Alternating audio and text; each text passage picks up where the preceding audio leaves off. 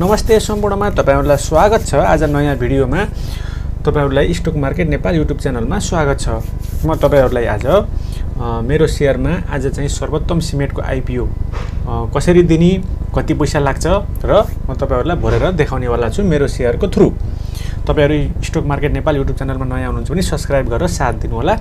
आउनुस् लागौ मेरो शेयरको एपमा अथवा वेबसाइटमा। तपाईले आफ्नो चाहिँ यसमा गएर आफ्नो लगइन गरिदिनु होला है त।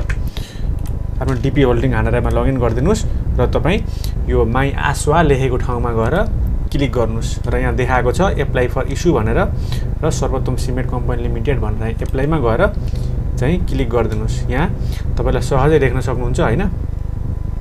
27,76,076 किता चाहिँ इस्यु गरेको छ कम्पनीले है। त्यसैगरी पर शेयर एक शेयरको चाहिँ 360 रुपैयाँ 90 पैसा लाग्ने हो र मिनिमम क्वान्टिटी 50 रुपैयाँ गरी 50 किता भर्न पाइन्छ र म्याक्सिमम क्वान्टिटी 10,000 किताको लागि आवेदन दिन सकिनेछ है त। त्यही अनुसार यहाँ गर्न सकिन्छ र तपाईले चाहिँ 50 किता भर्नुपर्ने भइसकेपछि 360.9 इन्टु हैन इन्टु त्यसैगरी 50 कितालाई आवेदन दिने हो भनेपछि 18,045 रुपैयाँ हाम्रो लाग्नु पर्ने हो है त। 18,045 रुपैयाँ एकजनाको लागि। 10 किता नभर्नु होला, भर्न पनि मिल्दैन र यदि मिलिहाल्यो भने पनि नभर्दिनु होला है त।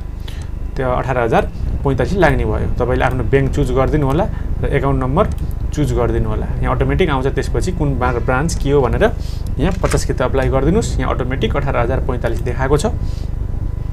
त्यसैगरी आफ्नो सीआरएन नम्बर हान्दिनुस्।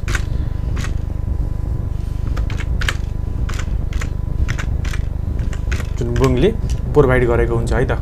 त्यसलाई सट्ट प्रोसेड गरिदिनुस् र आफ्नो यहाँ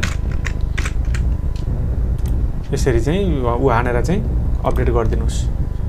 आफ्नो चाहिँ सीआरएन नम्बर र पिन हानेर तपाई यो आईपीओ अप्लाई भइसकेको छ।